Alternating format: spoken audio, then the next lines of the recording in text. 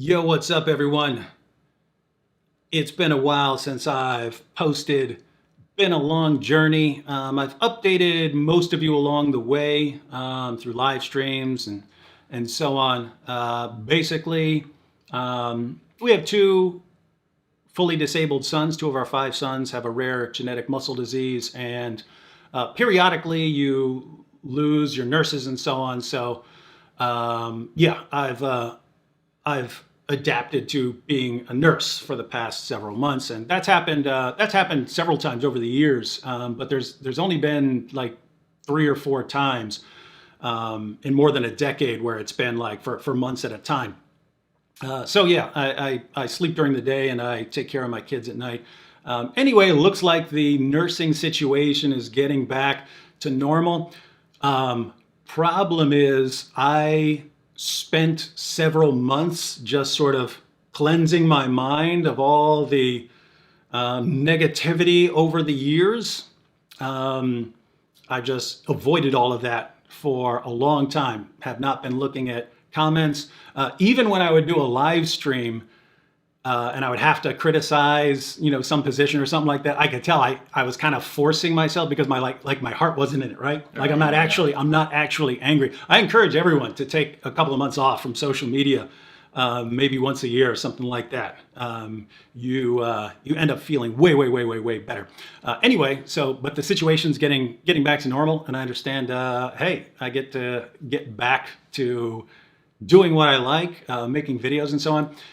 But I did realize, and I think we're alike in two ways. One, we both forget what we've learned if we're not using it. You like that? 100%. Yeah.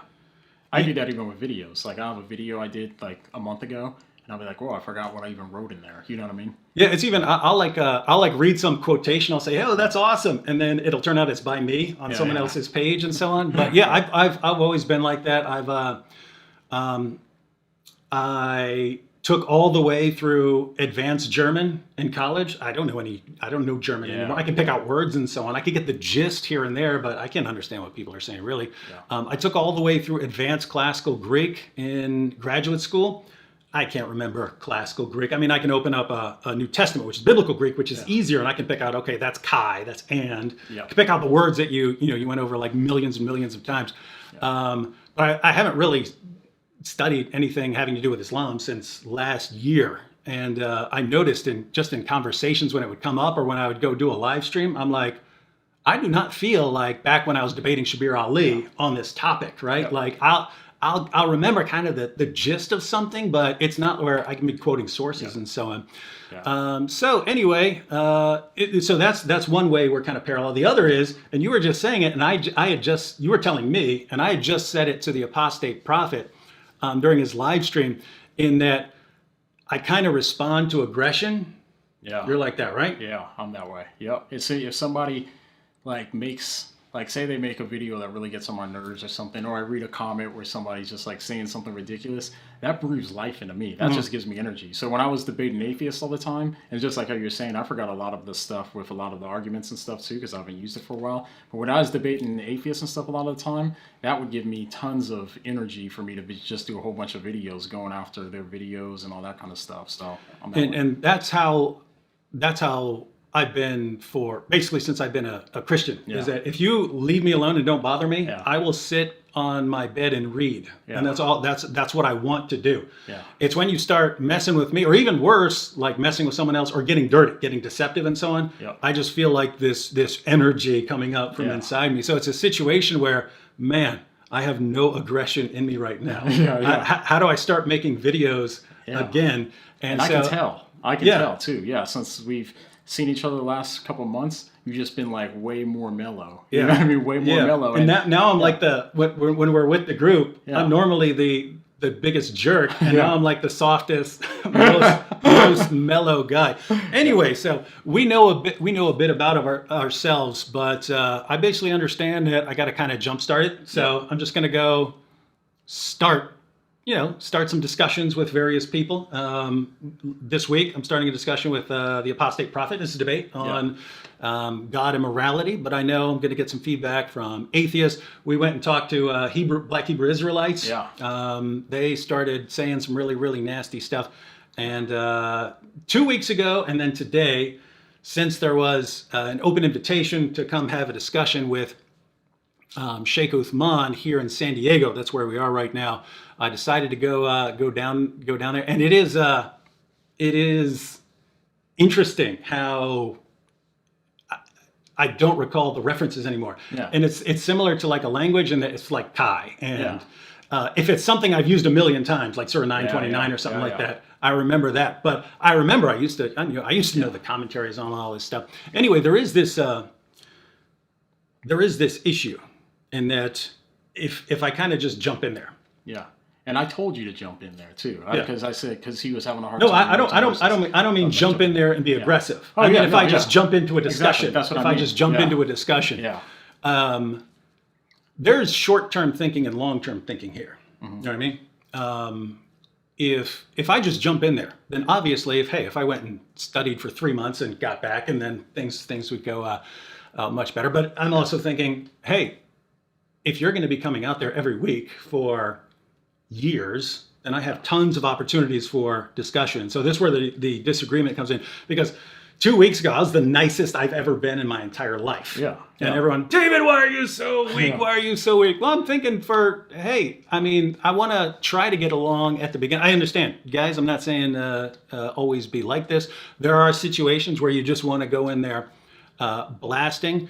My view is if this is a one-time thing, this is the only time you're going to see him, then you need to make sure you are totally prepared, you're ready for it. If you tell me that you're going to be somewhere every week for the foreseeable future, then I can jump in there, and it's kind of fun. But he did everything you said he would do. Because I'd only seen one video of his. I saw his debate challenge to Christian Prince, so I haven't gotten like a read on him. We got to see some of last time 2 weeks ago. Got to see some of his. Where most of the time I was just sitting there listening, but got to see some of the tactics he used. And so the question was, what other tactics would he use this time? And you kind of knew where he was go, because they're pretty common. No, I saw him even last time how he did when I just watched the discussion even with Anthony, because I recorded some of it and then a lot of it I didn't see, but I knew how he was going to do. And he's good at this too, because he's used to talking to people. He's good at trying to keep people on their back foot, and he's good at trying to control the conversation. He's good at using the sly sneak disses and the rhetoric and all that kind of stuff, act like he's the nice guy and, be like, oh yeah, and then try to throw these little disses out there. I knew he was going to do all this stuff. And so I told David too, I said, if he's going to get you on your back foot, he's going to be nice, and he's going to try to embarrass you. It's just what he's going to do. And David was telling me, he's like, he just wants to have a conversation, he's not trying to go full-fledged into debate mode and stuff. And I said, if you do, he's going to just take that and just try to use it against you, you know what I mean, and try to make you look dumb, and then try to, ask you something about the Arabic or something that you don't know, and then say, you don't know what you're talking about. I knew that's how he was going to do. So I told David not to start off being nice and stuff and trying to do all that. I said, go there. I can't help it right now, man. And then David's just it's like I need a bunch of interactions and then a bunch of mean, nasty comments and so on to get myself kind of go. It's like a fighter, right? If you got a boxer who hasn't boxed in a while, you just kind of you got to jump in there and start and start swinging and taking some hits. And I disagreed with him, but he decided to take his approach, and so I said, "All right, you want to get, it's. I mean, no, I agree. I agree with you long term. It's just we were talking to Muslims afterwards. We were talking to Muslims afterwards, having a discussion. There are a lot of cool Muslims there, and so guys, keep in mind, I'm not the. There are Christians who say you shouldn't ever have hostile interactions or be aggressive and so on. I'm not that. It's just, I'm thinking more along the lines of, like Nabil. If I had met Nabil and just come out guns blazing at Nabil, we wouldn't have become friends. We wouldn't have gotten along and so on. And so I'm out there and I've had several Muslim friends over the years. Several of them have left Islam. And so I don't know out there who I could get along with and be friends with. I don't know enough about Shaykh Uthman. I kind of like him. We're learning his tactics and so on, but I respect people who stand out there and put their views out there and so on, and are willing to accept all challenges and so. But it's this discussion that we had. So the idea was last time we were there, we took some tracts. I took some tracts.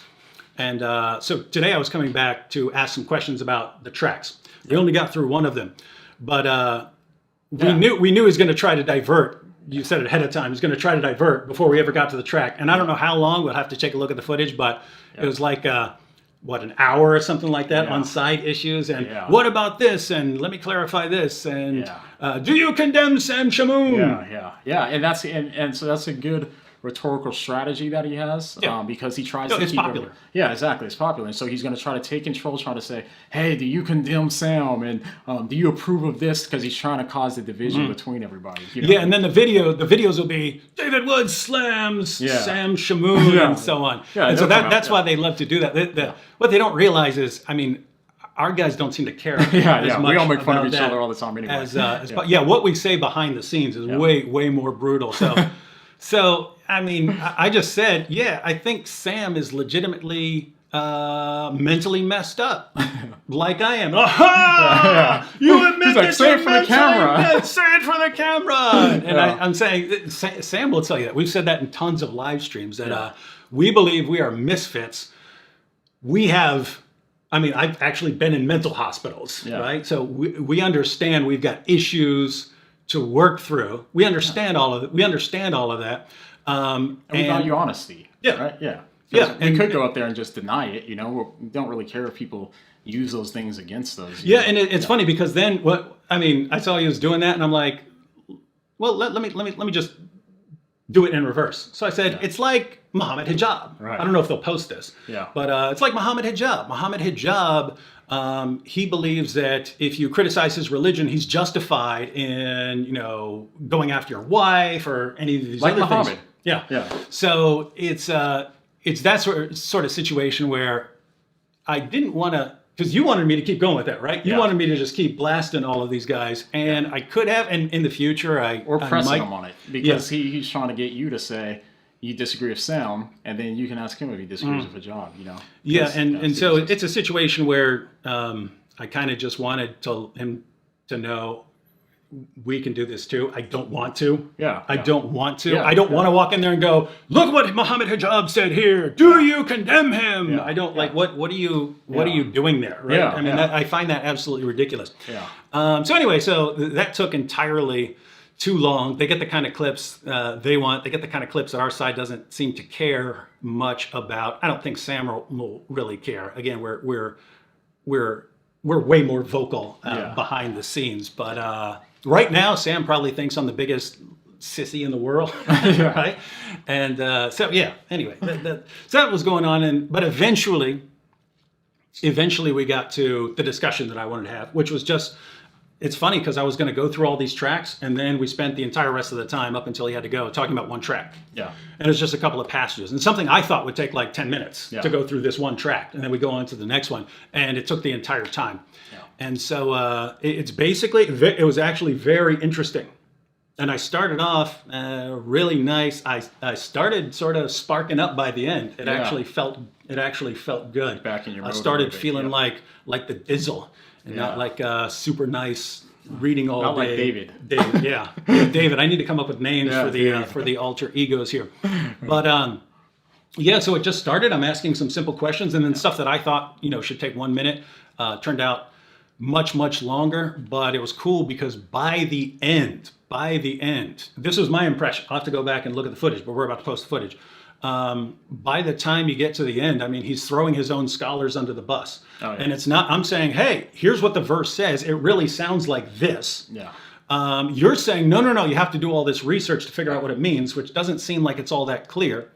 And then when I quote Ibn Kathir, Qurtubi, and they're quoting other Muslim scholars, he throws them all under the bus and says, no, you have to go to a modern Muslim scholar. And this is really where we got to at the end, that this is really messed up. That if Islam is supposed to be the religion for all people, and you can read the book and you're not going to get it, you're going to be wrong, and you can go to their greatest, most respected commentators of all time, and you're still not going to understand it, and you basically have to go to Shaykh Uthman or some scholar that's approved in some way, And that's where you have to go for information. And so it's like I have to have a lot of confidence in that person, right? Yeah, I have to say, wait a minute, I can't learn this for myself. I have to put all my trust in you to tell me the truth about these things. Why should I believe you? Why should I trust you? And because we're not like that, right? I want to know what the documents say. I want to know what your sources say. And then I want to see if you're lining up with your sources and if you're not. And that's something interesting that was happening. He was acting like the Quran is so clear that once you know the background, then everything falls into place for the scholars. And so I quoted, but this was towards the end. It took a long time. It basically took a long time of him talking for me to actually get to where I wanted to go, that I thought would take 10 minutes to get there, but it took a lot longer to get there. We actually got to the point where he's saying, no, all the scholars and so on, they all agree on this stuff. And so I start quoting the sources, and they're talking about scholars, and scholars are giving a bunch of different positions, and none of them agree with his position. And that's when he had to throw all of them out. And no, you have to go to a living scholar. You can't go to all these classic Muslim scholars. And notice the reason was that once you go to the classic Muslim scholars agree with me. That these things are hopelessly confusing, and that these things aren't condemning violence in the way they're saying. Holes in the narrative. And so you can't go to them because they're agreeing with me. And so I have to go to a modern guy who's not going to agree, who's not going to actually correctly represent the sources, and is going to be totally out of line with classic scholars. And I have to listen to a guy and just trust anything he believes. And that was kind of the problem. Again, it took a while to get there, but again, it's only my first full discussion back. I said a few things 2 weeks ago, but first full discussion back. I think next time I'll be a little better off, because I'll have a little bit more aggression. As long as I toughen you up. Well, you should start jumping in there with some stuff. I wanted to. I just was filming, so I didn't want to take over. That's how I feel when I have a camera. I'm like when we're with the Hebrew Israelites. I normally keep my mouth shut. You should jump in there, and again, I want to spot the possible Nabils or the possible friends. Now, they don't have to be converts and so on, but it's basically, if I can get along with you, I want to get along with you, and we can still have discussions. We're not gonna avoid issues because we don't want to offend each other. But I believe that long term, I didn't come out blasting Nabil with, Aisha and stuff like that. I got to the point where I was blasting him with Aisha and the sex with captives and so on. By the time we got to that, we liked each other. We were friends, right? We got along. And so we understood, hey, I've got your best interest in mind. You've got my best interest in mind. So when I bring this up, it's not because I hate you. It's because I think you need to know this and need to be able to account for this. And so it's, guys, I'm all for being aggressive. I'm all for just crushing your opponents in certain situations. Me, especially at this juncture in my life where I'm not. He's softening up at his old age. I think it's just like being totally cleared out of all negativity. No, there's no negativity, man. I spend every night with my disabled kids in the room with them, and then, for when I wake up, I go to the gym, and I've been working out. I'm down about 60 pounds now. Looking shredded. And I'm going further and so on. So it's just been this total you feel totally different mentally and physically. And so this is like the best I've felt in my life. I've never felt this good right now. And so I'm walking around all day thinking about how good I feel. But I understand it's not really me. You know what I mean? I'm an aggressive dude, and so I do like doing that when I'm doing it. It's just when you step away from a while, you get used to doing other things. But so I'm going to jump back into it, and And so all right, we're ready to post footage. All right, so there's the other introductory stuff. I'll probably only post it if they mess around and misedit it and so on, because you can cut things out and so on. But basically, I don't care what they do with that footage, and as long as they don't misrepresent things. I want to post the discussion about the tract, and if you've got some time, go ahead and watch that till the end, and watch. By the time he has to leave, I think that was where he was kind of in trouble.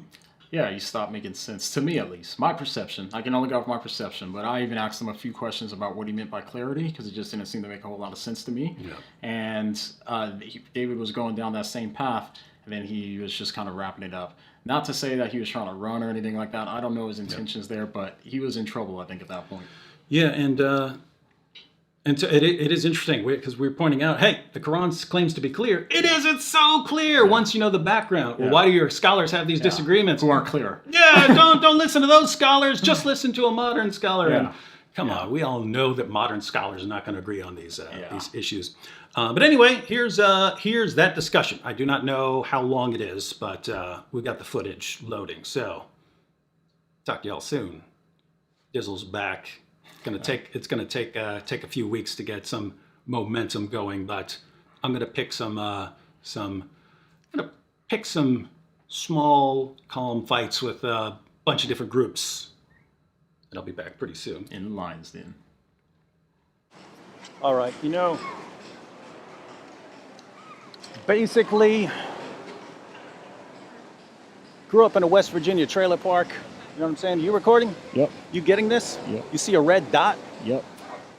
So, there's one thing that concerns me in life. Basically, I grew up in a West Virginia trailer park, drugs everywhere, violence everywhere, end up in prison, end up in mental hospitals, become a Christian, get out, move to the Bronx, live all these years in the Bronx, and all kinds of stuff happens, and the result is that it kind of makes you invincible. Like what can anyone do to me, right? But the one thing that concerns me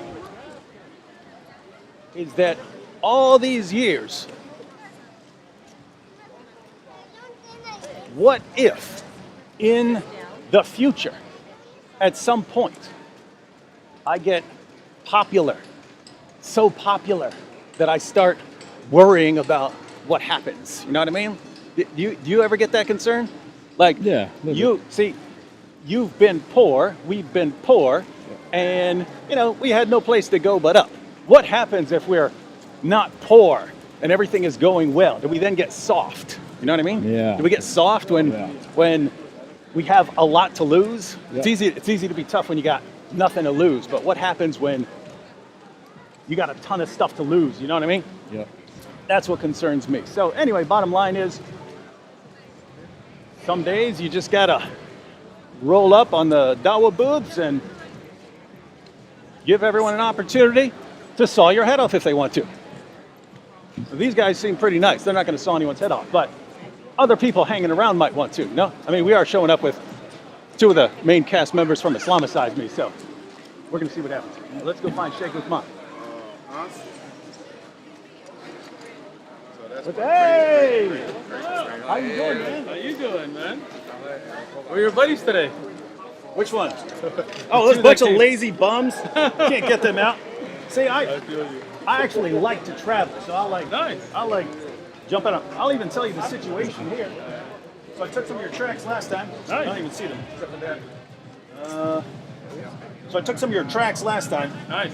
I read 4 or 5 of them. Nice. And I was about to make, not quite, but you never know what might happen. You never know. But I was about to start making a video, Right. video response, like, hey, I think this is really, really wrong. Okay. So I'm gonna start making a video response. Right. And I'm like, what the heck? There's a sheikh on call. I could go run it Come by on the down. sheikh. There you go. If he can get, if he responds to it, then maybe why not? I don't want to make an idiot out of myself. There you go. But if you can't respond to it, then then Maybe I know I got somebody else can. Yeah. So anyway, I read these 4. Oh, good. Allah guide you with them. The one I wanted to make a video about was in here, and then I thought, well, I'd ask you a bit. Right. But I think I had a couple more objections about this one. No, we'll go through them. They shouldn't take Take it. Go terribly for long. it. Go for it.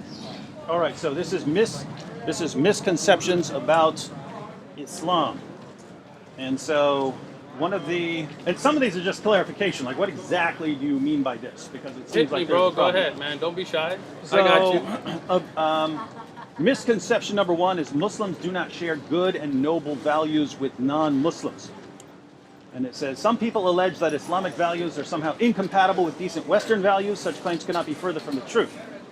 And then I'm sorry. So, okay, can I read that? Because that doesn't sound like it. such claims could not be further from the truth. Can I take this? Oh, okay. So this is a misconception. This is Yeah, not I a said that. statement.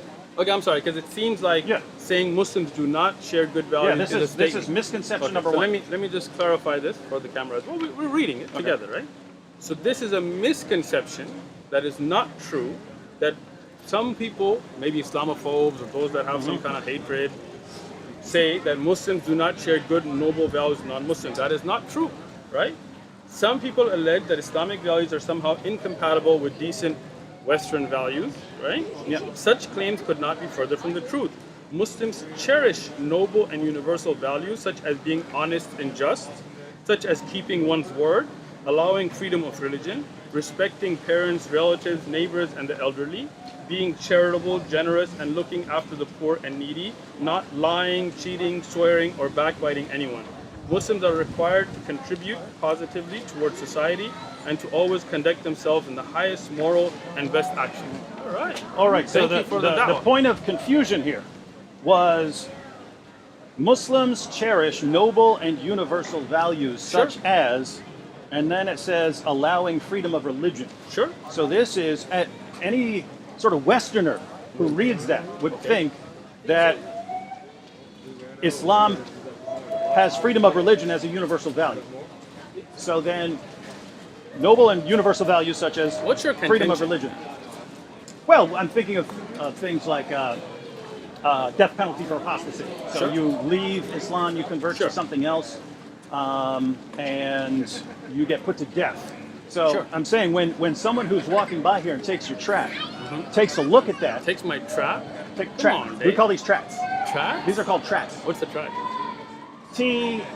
T-R-A-C-T. Tracts. Oh, That's tracts, what they're okay. called. That's We normally think of, I mean, as far as Christians handing them out, we normally think of pamphlets as something thicker, and then tracts as like a one folded. We just think of sharing values, but okay. So Yeah. so guys, so let me explain something to you. Okay. When you talk about first thing, the idea of religious freedom, okay? In the time of the Prophet Muhammad sallallahu alaihi wasallam, peace and blessings be upon him, were there Christians and Jews that lived in Medina, lived under the Khilafah, and were able to pray, have churches and things, or no? Yeah, they ultimately became dhimmis, but I'm more Sure, I'm more sure. thinking of we understand the dhimmi status and the jizya and so on. I'm more thinking of Sure. polytheists or atheists so let- because anyone here who hears universal value, Sure. freedom of religion, Sure. would think that there is no death penalty for leaving Islam or something like that. So that's what I'm wondering. Let me clarify for you. I got you, Dave. So, first thing to understand when you talk about universal freedom of religion, we need to understand what that encompasses, right? So, for example, when you had the Spanish Inquisition, right? You know about the Spanish Inquisition? Yeah. Okay. So when the Spaniards came, they didn't allow people to stay Muslim, right? It was either you convert or die, right? Come on, David. Don't try to deny it. You're on tape, bro. Some cases, Go no. ahead. We Spanish Inquisition. you do. we condemn violence, but the point is, it's not part of the religion. That's what people do. I agree with Which you, is exactly but what I'm I'm sure you'd trying- say about certain people. I would. But I would. But the Spanish Inquisition is an example of not allowing the people to practice their religion. True, that Either happens. you become Christian or yeah. die. So I wouldn't call that freedom of religion. Agreed. Right? In Islam, we don't have that. Even if you are a dhimmi or whatever, you have the right to keep to your religion. Nobody's going to force you to become Muslim. Is that right? Yeah, it is. So let's no, go I don't for think so. it. Okay, so why not? Well, okay, if you're in a Muslim country and you convert, So hold on. We're first talking about people are you free following- to convert? Are you free to leave Islam? Sure. Let me get to that. Let me get to that. I Take got that, all of you people who say that you should be killed. I don't know who those people are, but okay. I mean, you got All right, so- Ali Dawah says that if you Dawah leave says and you're spreading your unbelief, then you got to be put to death I in a got you, Muslim bro. country. Let me first explain this to you, okay? So, first thing is, here in America, right? Because you're talking about Islamic values, right? You're not talking about the Khilafah and Bay'ah, because those are things that you're trying to skip out on, which I'm going to make clear, okay? Hold on, I got you. No, I'm saying I understand it here. I understand it here. So, But you said so universal. You're talking about Islam, right? So in Islam, if somebody here, as a Muslim, I'm here, somebody comes, takes a book, becomes a Muslim, right? And then he leaves his religion. Am I to kill him? No, Why not? you got freedom of religion. Right? But as a Muslim, is it an obligation upon me to kill that person? It's not. And no scholar said that you can, right? So this is where you have to be clear, right? Yeah. Now, we'll I'm give saying you... the tract isn't clear. Okay, well, I'm making it clear for you. I think it is clear, but if you're not clear, I'll make it If clear you for say you. universal, that would mean everywhere. Sure. So, now we believe that people have the right to practice their religion universally, under Islamic Khilafah, not under Khilafah, everywhere. Polytheists? Polytheists, sure. There were polytheists times of the Prophet ﷺ in Mecca. You didn't know that? Yeah, until Until what? didn't they reveal some verses about you got a couple months to get out or Get out of or what? else? The opening verses of Surah At-Tawbah? Tawbah is about a particular battle. You know that, right? Yeah, but So I mean, Ahzab. we could read. You You're didn't saying that's a know particular. that polytheists You're saying continue that's to a- exist in Mecca even in the time of the Khulafa. I'd be interested in David, reading your sources. David, On that. You need to get educated, son. We can read All right. we can read some of this. I'll tell you what. I have a series on YouTube about the life of the Prophet, peace be upon him, from authentic sources. Okay. Why don't you go home, check the Majd Ribat channel, and watch it? Right? There were polytheists that were there under the Islamic Khilafah all the way through Abbasiyya and Umayyah. This is historic facts. Have you read Tabari and Ibn Kathir, Bidayah wa Nihaya? On Apparently not. On Surah 9, yeah. Surah Tawbah is about what? It's about a bunch of things. Okay, but what's the Asbab al-Nuzul? I mean, at first you have Do you know what Asbab al-Nuzul means? What does Asbab al-Nuzul mean? That's the situations of Revelations or something like that. Context, Yeah, context right. of Revelations. So Surah Tawbah is in the context of the Battle of Ahzab. Okay. You know that, right? You didn't know that. It's okay. We're here to learn. So, when you look at an ayah, you have to look at the context of that verse. Okay? Where is it applicable in a time of peace or war? Is it about a particular situation, a particular people, or is it am? You know what am and khas mean? No. All right. I'm here to help you, Dave. I got you. So it kind of seems like you're deflecting I'm really not. because it's a I'm very trying- simple thing. Yeah. You asked about Are Surah Muslims Tawbah. allowed to leave Islam in a Sure, Muslim state? I'll answer that, but first I want you to Because that's my understand- really only objection to that part. Because your question that came up from you was about Surah Tawbah, so I'm just trying to explain to you so you don't go the rest of your life with this misconception, making videos without being ignorant of what Am and Khas is, right? There are certain verses that are for certain situations. You need to learn that before you make videos, and certain that are general. The particulars called khas. Some are about jihad, about the time of fighting. Some are about the Quraysh who were oppressing Muslims at that time, but they're not generally taken about all non-Muslims in all different areas. So you need to learn that so that you don't misunderstand the Quran. Now, let's get back to your question. Your education will have to wait, all right? So, now, when you talk about the hukm of murtad, the murtad, right? First thing which you're missing is this is not generally for somebody who leaves Islam. This is for somebody who's under the Khilafah, right? Like in Pakistan, for example, I know today. Okay, so you know that. So why Well, you not confused well, then? I right? wouldn't. So, I wouldn't say under the Khilafah, but I see that it wouldn't apply over here. In a way no. So let's take it at Pakistan, for example, or Malaysia, right? Those are Muslim countries. People that become Christian are not put to death. You know that, right? Yeah, we're talking about Islam here. We are talking about Islam. So we're talking about so when you talked about Islam, you said Muslim countries. When I talk about Muslim countries, you're talking about Islam. It's very So- simple. It's very simple. If anyone leaves his religion, kill him. But that and is I'm saying, that is do you under, kill someone for? that is under al-bay'ah when you have pledged and there is a court system and a khilafah because that comes under treason. So if you have a caliphate, Yes. you have a caliphate, Yes. and someone is in the Muslim community, Who gives allegiance, okay. right? So a Muslim, let's say, so Well, you're a Muslim, and Sure. then later on, And then let's you say- change your mind, Sure. and you decide to become a pagan. Sure. So here Does you- it apply there? Sure, so let me- death penalty. Let me clarify for you, bro. So, when you are under a khilafah and you give bay'ah, you have pledged an allegiance to the khilafah, right? At that time, then you become a murtad, meaning you leave Islam, but you don't tell anybody. This is between you. You just sit there and worship your own whatever at home. Nobody's going to kill you. Understand? But if you go out now under an Islamic khilafah, you give the allegiance and you start preaching towards other religions, right? Paganism, whatever. steeped religions who the Khilafah may be at battle with, then this is taken as treason. And you know in America also treason can have the death penalty, right? Here, you will not just be put to death. You will not, this is where your misunderstanding happens, right? No, I know there are waiting periods and stuff depending on So which for school. first, and so they will on. speak to you, right? They will talk to you like, hey, why are you trying to cause fitna? You know what fitna is? Yeah. Tribulations in the land. If you didn't want to be Muslim, that's you, but now you're trying to cause a problem within the Khilafah, right? Just like in America, let's say you, tomorrow David Wood gives allegiance to Daesh, ISIS, right?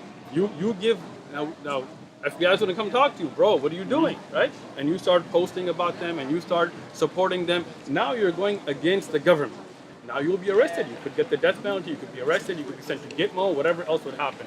That is how the irtad laws work under that circumstances. But like I said, if you're a Christian and you're living in the Muslim land, you have the universal right to practice your religion as Islam has protected.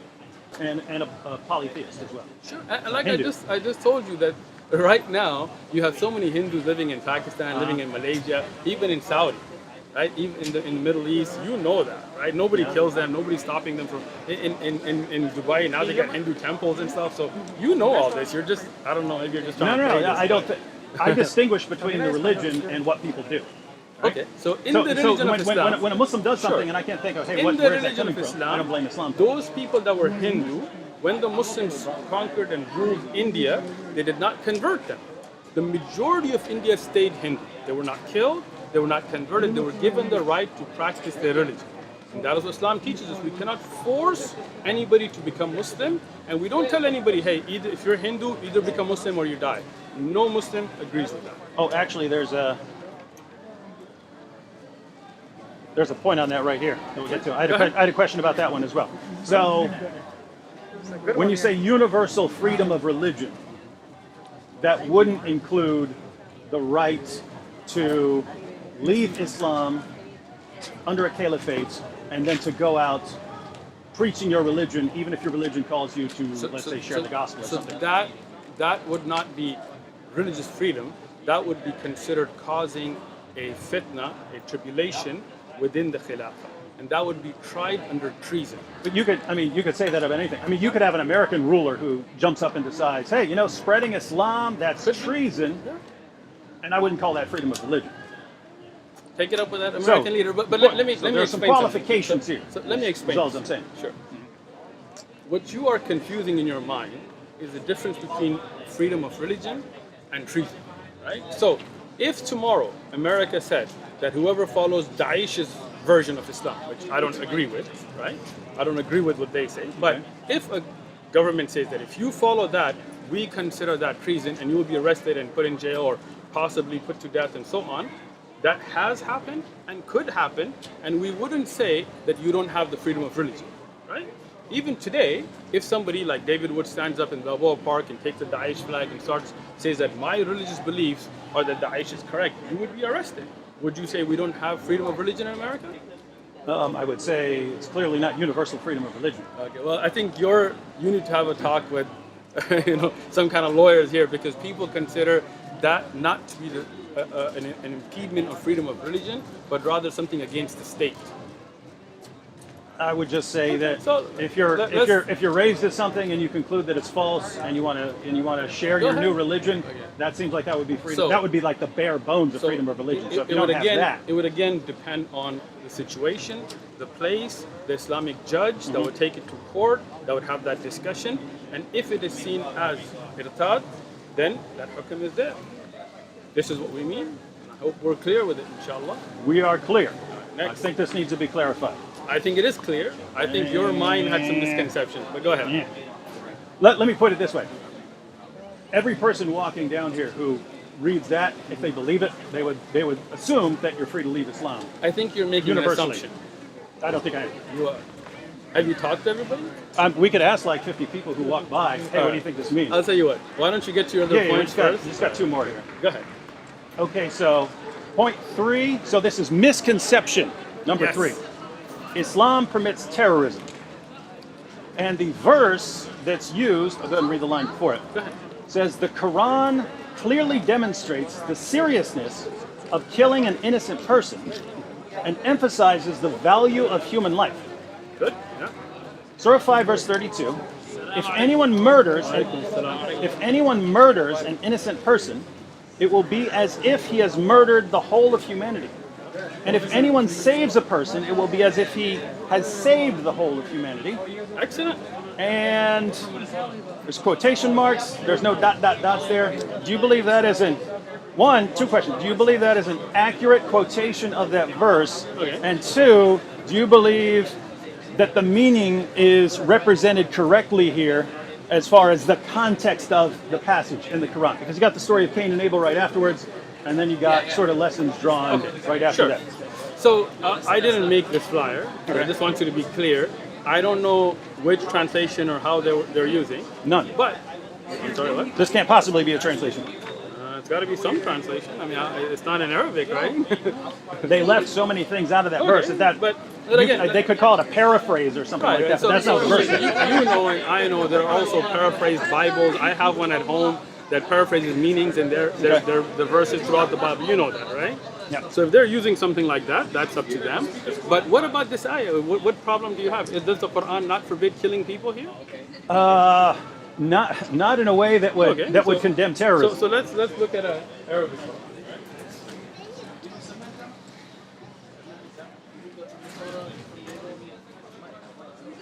Surah 5, right? This is thematic translation. What's that mean? It takes themes by paragraph. Okay. So look it up. 532. Okay. So read it. Okay. So Surah 5, verse 32. That is why we ordained for the children of Israel that whoever takes a life. Sure. So that's the first part that they cut out, that this was children of Israel. That's not cut out. Again, so some verses are like half a page to quote a part of that verse, as long as it doesn't change away from the meaning. Whatever was ordained. Let me It's actually a quotation from the Talmud here, not the Torah. or anything. No, you poor guy, you don't understand. This is a quotation from Mishnah Sanhedrin, chapter 4. Okay, so let me explain this to you. This is not Mishnah, Sanhedrin, or the Talmud. Okay? This is the Quran. Yeah, no. Okay? This is not from the Talmud.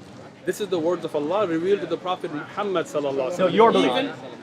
Oh, you're talking to a Muslim, so yes, my belief, bro. But is this in your hand, the Talmud or the Quran? Yeah, but it says revealed to the children of Israel. Sure. So it's a revelation that the children of Israel have. So and they have that. It's in the Talmud. I got you. But this is not from the Talmud. This is from the Quran. This is chapter Al-Ma'idah that is in the Quran.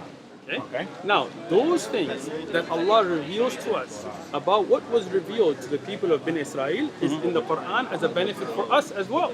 Those things we take rulings from, depending on whether they were specific for them or not. And this is one of the verses where Allah has revealed a guidance for us in the Quran. Okay? Yeah. So now, if I was to use like Ayatul Kursi or one of those very long ayat, and I use a part of the ayat that is relevant to the subject, this is not cutting or leaving out. You normally indicate when you're cutting into a verse and cutting out. You know what I mean? You Sure. put ... then part of it. So this is then, again your misconception. Let me just explain this to you now, because see, I have to educate you about so many things so you can understand. When the Quran was revealed, there are ayat that have wukuf. You know what a waqf is? You probably don't. So now you have where a subject matter begins and ends. Okay. Sometimes you have multiple of those in one verse. Are you understanding me? Sometimes you have a verse that the next verse completes the meaning. Okay? Okay. Wailul lil musallin, the ayah where it says the ones who pray are cursed. You have to look at the next verse. يعني هم عن صلاتهم ساهون. They are upon their prayer. And they're lazy. They're not careful about their salah, right? So now, if you don't understand the second verse, you don't understand the first. But on the other hand, there are verses that are almost half a page that have many different contexts within it. So if you take from the meaning that is complete, nothing wrong with that. Are you educated now on that? No. Not a bit, educated. because Okay. they keep taking stuff out of the middle as well. That's what I just said. So yeah, Okay, go ahead. So read that. if you're going to do that, you can make any verse say anything you want. No, you can't. Because Of course there you are can. wukuf. I could take a verse and chop a bunch of parts out of You it. didn't understand what I said. See, this is what a problem. You know what a waqf is? You don't. So that's what I'm trying to explain to you. Okay. You cannot just take things out. You have to look at where you can stop Okay. and where the subject matter completes. Have you ever get a... Well, no, this see, is like your ignorance is the problem this here, is because- this. You see what this is? This letter here? Do you know what that is? No, go ahead. This is called a jeen. Okay. Right? Why is it there? This is so that it's jais to stop there. You know what that means? So you're saying there's these stops all through Yes. the middle of this verse. Yeah, not just this verse, throughout. No, the but this verse. Okay, so let's look at... Because the verse doesn't make any sense without the context. Because it About says that this being is Bani what when it Israel? says that is why we are ordained Okay. for the children of Israel. So it's talking about what the story Okay. about the bird showing Cain how to bury his brother. Sure, Right? but the fact that Allah forbid killing man and put the sin of killing Yeah, one person... that's fine. Let It's me the finish, exceptions let me here. finish, Go ahead. Let me finish. That there is not related just in that context. Mm-hmm. That hukam, that if you kill one person, it's like killing all of mankind unjustly, Mm-hmm. is going to be applicable till the day of judgment. By the way, do you know where that came from in the Talmud? I'm not saying I do this not. came from the Talmud. Okay. I'm It's glad you're interesting not. because it's actually a commentary on the story of Cain and Abel. Okay. It wasn't supposed to be revelation. In it the was Talmud you're talking about. in the Talmud. It was a commentary on the story of Cain and Abel. Okay. And the reason the rabbi said this was he said that when God says your brother's blood cries out to me from the ground, Okay. blood there is plural. So it's your Okay. brother's bloods cries out to me from the ground. And so the rabbi who's commenting on it, he says this is how God is telling us that it's not just the person you kill, it's all future generations of that person. It's all of his blood. It's not his blood, it's all of the bloods of his future descendants. So it's actually a commentary from a rabbi in the Talmud that ends up in the Quran. But all of that is not the point here, right? So you're saying... So again... No. Let me just read the verse. We'll talk about the parts that are cut out. Go ahead. I understand that you don't always need to quote an entire verse. Right? Okay, good. At But- least you're clear there. Yeah. When it says, so that is why we ordained for the children of Israel. That part gets cut off and starts here, right? But then, notice, whoever takes a life, and then we have, unless as a punishment for murder or mischief in the land, that part gets cut out. It will be as if they killed all of humanity. And whoever saves a life, it will be as if they saved all of humanity. Okay. So that's kind of problem one, is this verse is allowing killing people for certain crimes, namely murder, or for spreading mischief in the land. So notice, they cut all Sure. of that out. They didn't. But let me explain it to you, because you apparently don't understand how translations are done. So I will explain it to you. Okay. So what does it say here? من أجل ذلك كتبنا على بني إسرائيل. So we ordained on Bani Israel إنه. Now you see the wow here. So anyway. Just tell me what the reason is for cutting it out. Sure, I will explain it to you. من قتل نفسا بغير نفس أو فساد في الأرض. Whoever kills somebody that is not in response to either them having killed somebody or spreading mischief on earth, right? Okay. So what does it say here? If anybody murders what? Innocent person. An You're innocent saying it's a person. paraphrasing. Yes, The not yes, that. yes, yes. Okay. And innocent here shows that this is not general, that if it's for a crime, then that would not be included here. Okay. Now you're clear? Yeah. So there is no cutting. It is understanding with the word innocent here representing that meaning. Now, let me finish. So, like I said, there are, when you translate from one, and that's why we always keep the Quran in Arabic, to know the original text, to always look at the original verbiage, right? When you translate, everything has to give the meaning, right? So, whoever translated that saw that the word innocent would then take away those that were guilty of murder or causing terrorism or whatever else, fitna in the land. So they translated it with the word innocent there. Okay? And as I said, I don't know which translation they're using, but they did not cut anything out. That's the way they understood the verse and translated it. Now, if you don't like that translation, that's perfectly fine. You can email them and say, hey, I prefer the translation, not a problem. Well, But don't say they cut anything out, because they didn't. That's the way they So they translate. translated with this long exception clause as just innocent. Yeah, Okay. that is an exception. I would right? consider. I would say you need to put something in there to indicate that you're putting it out. Otherwise, people think they're getting a direct quotation. let me explain this to you. Well, I haven't even gotten to the point yet. Hold on, bro.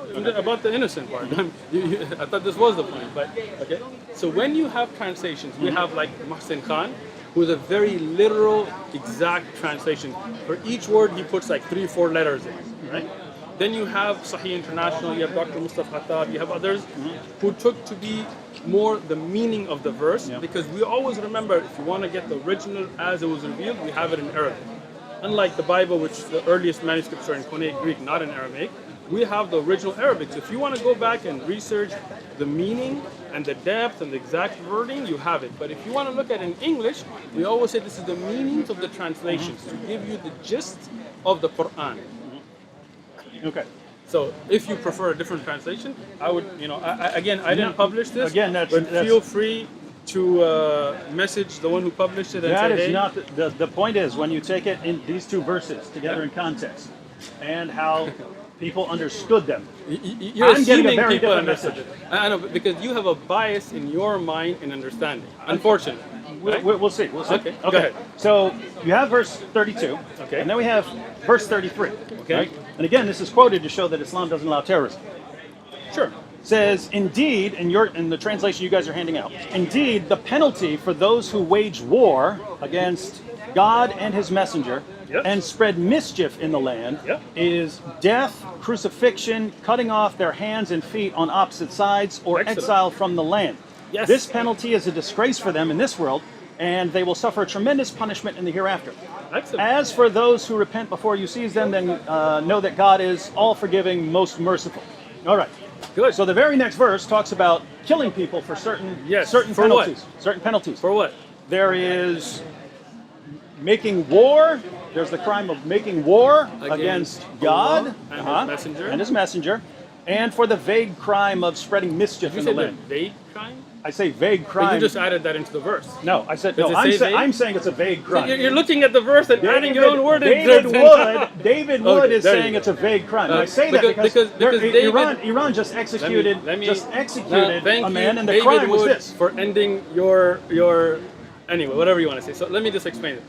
You're saying it's vague because you're ignorant, and I don't mean that as an insult. I mean that as a advice, because you don't understand tafsir of what fasad fil ard means. But let me finish. I know the historical background. If you're going What to is talk it? about What is it? Is that the one where the guys came and they converted to Islam? And that isn't. I have read that in the commentary. Which And, commentary did you read? You're saying that's not the background. The guys who came Let me- from let Yukul me and ex- Muhammad told them to that's- drink some stuff, that's- and then they killed a guy, and then they had to be that's slaughtered, and one their eyes hadith. were burned out with nails. That's one hadith about Okay. a people who tricked the Qurra and took them and massacred them and murdered them. But fasad fil ard has been explained by Ibn Abbas, by the companions, by the Prophet ﷺ. One of the things is banditry and rape. Are you paying attention, or are you I agree. doing something? Okay, good. So it's not vague at all, because if you looked at the tafsir of it, the explanation of it, which David Wood didn't take the time to do, that's why he thinks it's vague, then you would have known that there are particular crimes that bring these punishments. And they are not regular crimes. They are when you, for example, rape and pillage and massacre people, then no doubt that you are no longer an innocent person. That's not terrorism. If we say, for example, if you kill somebody in Texas, you'll be put to death for killing somebody, we don't say the state of Texas is a terrorist state. That is a punishment for a crime. Yeah. Okay, so it's not vague. I You get just all don't know of the that. context of it. All right. So this is the commentary of Ibn Kathir here. Okay, excellent. So Allah said next, the recompense of those who wage war against Allah and His messenger and do mischief in the land is only that they shall be killed or crucified, or their hands and their feet should be cut off on opposite sides, or be exiled from the land. Okay. And then we have the commentary. Wage war mentioned here means oppose and contradict, and it includes disbelief, blocking roads, spreading fear in the fairways, and so on. So you have Ibn Kathir. So you paused there, right? Well, Keep he's going. listing the Right, things. right, You're right. opposing and contradicting Islam. But that's not all, right? Keep going. Right. It's not. You have. If I say that here are 10 crimes and you can be sentenced to death for them, you don't have to commit all 10. This is again your misunderstanding here because you don't understand how tafsir is done, right? When you do tafsir, you explain the crime and then you give other aspects that are related to it, right? In Arabic, that's why if you get the Arabic, there'll be a wow. You know what a wow is? Yeah. So there is wow al-atf, right? So regularly, for example, if somebody disbelieves, are they to be killed? No. So that is not the ayah. This is not even about murtad. This is not even the hukm for murtad. This is not apostate ayah. You know that, right? Yeah, you got. I'm saying you Yeah, got some. yeah. You're correcting some people because Ali Dawah, when he was threatening the apostate prophet, Okay. He used this ayah? he used spreading corruption in the land. He used this ayah? He did not. He used spreading corruption You're in putting the words land. in Ali Dawah's mouth. Ali right? Dawah said, Okay, look. said people. Ali- No. Let me clarify what I'm saying. He said, I don't know where he's getting it if he's not getting Is it he from your here. sheikh? No, I'm pointing out. I'm pointing out that there are people calling for people's deaths. So if they're look. misinterpreting something, they're misinterpreting it in the same way I'm misinterpreting it, and they would Excellent. need to be corrected much Excellent. more than you would need to correct me. Excellent. So the idea here is Ali Dawah says that people like you who leave your religion and then spread it, causing corruption in the land, the Islamic death penalty would be applied to you. Sure. So he says that. So he's including that in But there. he didn't use this ayah. He said corruption in the land. Yeah, Whatever you want to say. let me- What verse let is me- he getting let it me- from? Let me clarify this Okay. to you, okay? Because see, I don't know what Ali Dawah said. You're bringing this here. I'd have to watch his video and speak to him, right? But this ayah was, I guarantee you, was not the ayah he referenced. Spreading corruption, fasad fil ard, has many forms, many ayat, many ahadith. Which one did he use in the context? We can't discuss because I haven't heard it.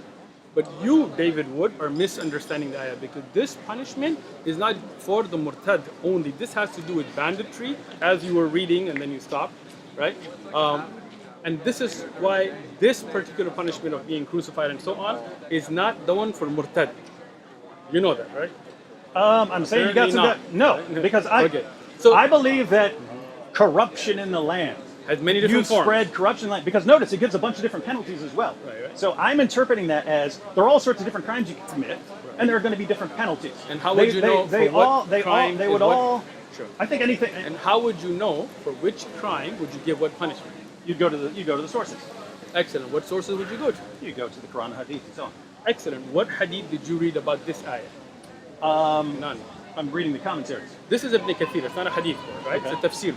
What What hadith? Like read from your English summarized translation here. The only one What hadith I've does he read was give? the people who come from Okay. Yukul or some. I think some said Urania. When and so they on. came, what did they do? No, this is where the disagreement is arising. It Alright. seems you're interpreting it as if a verse is revealed in the context of there. Yes. That's the only situation it could apply in. No, I did not. Whereas I'm reading it as corruption in the land. You can pack all kinds of stuff in there. Again, Iran just executed Again. a journalist, and the penalty, the crime was mischief in the land. I believe it's on the books in Pakistan. As far as I think mischief in the land is in Pakistan, definitely in Iran. Okay, as far as crimes. So the problem you're having is you're packing a lot of things into a word you don't understand, right? So when you're talking about Iran, Iran does many things that are not Islamic. That's not an example for us, and you continue to Okay, say that if you're earlier. saying they're wrong, that's fine. Yeah, they're wrong.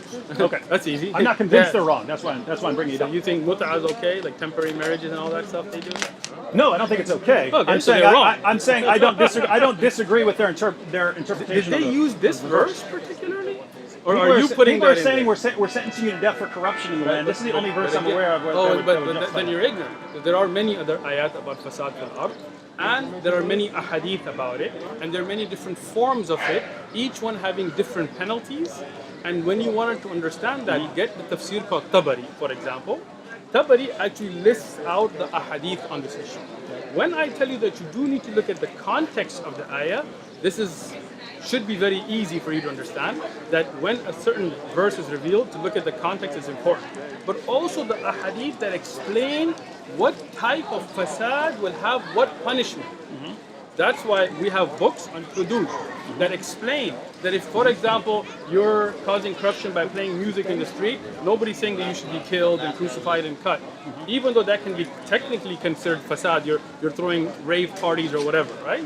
But if you take your not going to say ignorant. What's a polite word? I don't want to be rude to you. Uninformed way of understanding. And so on. Well, but you don't understand it. He says wage war means Right. oppose and contradict. Right. And in other words, it can be all kinds of things. Right, but what are those things? Opposing So and contradicting. read the rest of Ibn Kathir. Why'd you stop? He gives a long Read list it. of these Read things. it. Read it. He says You it brought it up, he read says it. waging war means opposing and contradicting. But what does that mean, opposing? If and I'm contradicting? opposing and Let's say contradicting, you don't agree. if I'm opposing and contradicting Allah in a Muslim land with a caliph, So that wouldn't if fall you- into that? Not necessarily, right? So it depends on what you're doing and how you're carrying it out. For example, when certain caliphs made certain rulings and people disagreed, even amongst the Sahaba, right? There were companions. I'll give you an example. Uthman ibn Affan, are you paying attention or you're zoomed I am. out? Okay, good. Uthman ibn Affan was a Khalifa, right?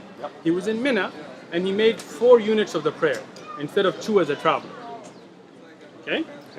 Ibn Mas'ud, he told him, O Amir al-Mu'mineen, you should make 2 because you're a traveler. Uthman, he's opposing what the Caliph did. Uthman had his own deduction. He felt he was a resident, so he did.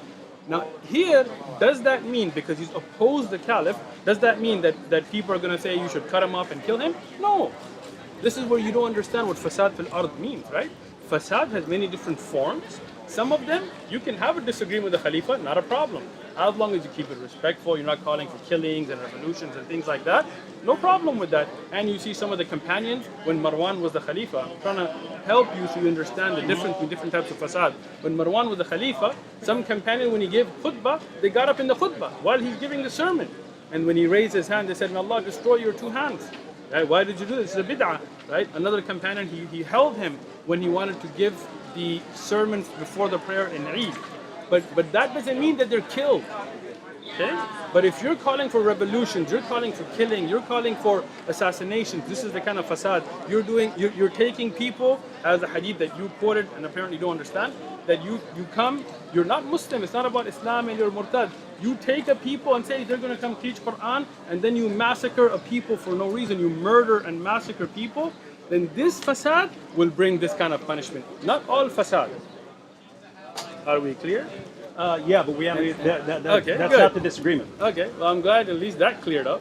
Yeah. So I think. Let me try and clarify the issue here. This is Dave schooling 101 today. Let me try to clarify the issue here. All right. When you're going to call for the death of people, seems like you should be pretty precise. We are. in what's Very. going on, right? Yeah, but then in the Quran, Allah's eternal speech, and He brags throughout the Quran about how clear His speech is. It is. His speech is very clear. And the speech is that you can kill, crucify, chop body parts off of, or exile people for the crime of corruption in the land. And then there's opposing and contradicting, which is how you would declare war on Allah. You're not. I mean, it's not like you're going up and fighting Allah, right? They're not opposing or contradicting. Let me explain it to you. Go ahead. I'll let you finish. So, if that's what you're saying, right, and you lay this, and this is Allah's eternal clear speech, and I say, look, it says you can, in the very next verse, after the verse you quote to show that Islam doesn't allow terrorism, Which is true. it says there's all these people that you can kill for spreading corruption in the earth, Yes. then what does that entail? Excellent. And your response is, well, you have to go to this, you have to go to that, you have to Yes. look into this. Yes. And just imagine a parallel situation, right? Mm-hmm. Imagine that Joe Biden comes out tomorrow, and he says, we have to, Stop terrorism. we have to. What does terrorism mean? Who's a terrorist? Let's say he says something anybody like. who you think the terrorist can be killed. You know what you're saying. No, is wrong, I mean, bro. Come on. notice. We Go ahead. have an idea of what terrorism is. What's the idea? If he says, Who's a terrorist? if he says No, we're going. Wait. You have an idea with a terrorist. Is tomorrow a right-wing extremist who calls for killing Muslims a terrorist? Yeah. You think they should be all arrested if they call for killing Muslims? Yes. Put in jail? Yes. All right. Hey. Be careful, you might get yourself arrested, bro. Take it easy. never called for killing anyone. I know. Yeah. I'm just saying. Okay. So now, are there people that would disagree with you that that's terrorism? Yeah, I mean, terrorism usually has a Are definition. there It's people- either committing violence are there or people- threatening violence Okay. for the purpose of spreading or enforcing an ideology on Excellent. others. So, if somebody says that Black Lives Matters is a terrorist organization, like some of your counterparts on, I don't know which side of the aisle you're on, and the Republicans have said, right? So would you consider that terrorism? See, you're not clear. No, I'm saying I wouldn't say the organization. I would say if an individual goes and kills someone or something like that, Or or his threatens ideology, it. that's a terrorist. Or threatens it. That's true of Republicans. That's true of Democrats. So, Yeah, if so you if the say I'm going to go Proud murder you, Boys call for killing of, let's say, Hillary Clinton. That's a terrorist that can be arrested for lock her up or something like that, right? if you say lock her up or something like that, if you say That's in terrorism. defense, if you say she's committed a crime and she Okay, should be locked up, so- if you say we need to kill her Okay. because we disagree with her political views or something like Okay. that, I would consider that terrorism. Okay. Yeah. So, are there people that would disagree with you? Yeah, sure. Sure. So then it's not explicitly clear. Then there have to be laws explaining what is meant by terrorism. Because your David Wood's interpretation may not be David Duke's. That may not be, what's that, Farrakhan, and what's the other guy, Jackson? What's the dude, man? Jackson, the guy who... Farrakhan. Al Sharpton, what's Okay. the other guy? Jesse Jackson, right? Okay. Their interpretation of terrorism and David Duke's and yours are going to Yeah. be different. Okay. So when we as a country say, hey, we need to condemn terrorism and terrorists need to be arrested, who is and who isn't a terrorist is not going to be clear from that. Okay. So when Allah says that fasad fil ard, then this is explicit, it's clear. But when you want Not clear enough, let me because there are people who are... let me explain it to you. Where you're speaking just like those so-called Quraniyun, just because they're ignorant doesn't mean that the ayah is not clear. Okay? So when Allah says Aqimus Salah, establish the prayer, that's an explicit verse, no doubt to its clarity. But how will you implement that? Will you pray 4 ayat, 4 rak'at, 2 rak'at, Fatiha, no Fatiha? This will all come in the hadith. That's why Allah says Atiullah wa Rasulahu. Do you understand or no? When Allah is explicit in the Quran, it's clear. It doesn't mean that every single thing that has to do with science or rulings or prayer or what invalidates wudu is all going to be an explicit ayah. When Allah says Atiullah wa Rasuluhu, right? Obey Allah and His Messenger. So that ayah then makes explicit that to implement this verse, you're going to look at the Sunnah. Okay? Just because you are ignorant of what the hadith are on this issue and how to implement it doesn't mean the verse is unclear. But the Quran should be studied. So if you, David Wood, want to understand the Quran, I'm offering you, sit down with me. I will bring you the original books of tafsir, not just what you Google online, which is a summarized English translation. Actually, Ibn Kathir, Tabari, Qurtubi, and we'll look at what actual evidences from hadith are about this particular verse, in which situation is it applicable, and then you will be clear, your mind will be set free with knowledge instead of ignorance.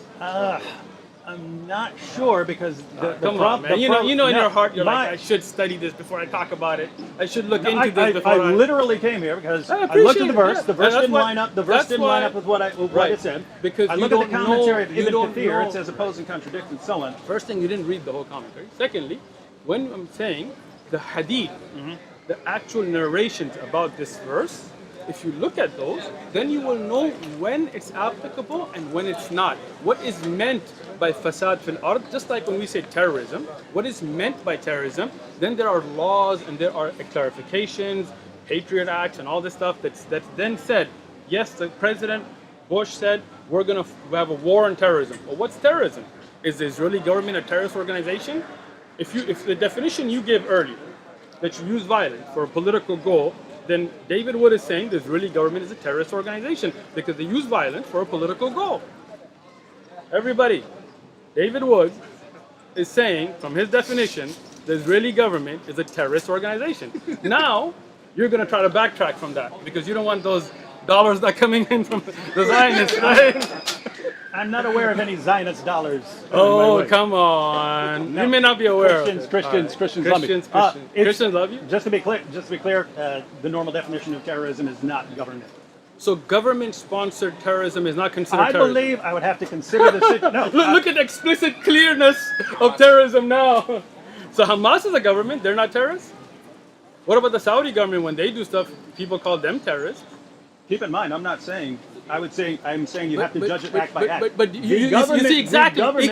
Yes, Earlier listen, you said you're the still ayah is not missing- you're explicit missing- you're missing because the when point. I said no, when I You're said you totally have to missing the judge point. it act by act, you were like, well, that's not clear. But now when you are getting in the same situation, you're telling me you have to judge it act by act. then that speech from No. Biden that you gave the All of example this is wrong. not clear. Oh, not what I'm saying. None of that is what I'm saying, right?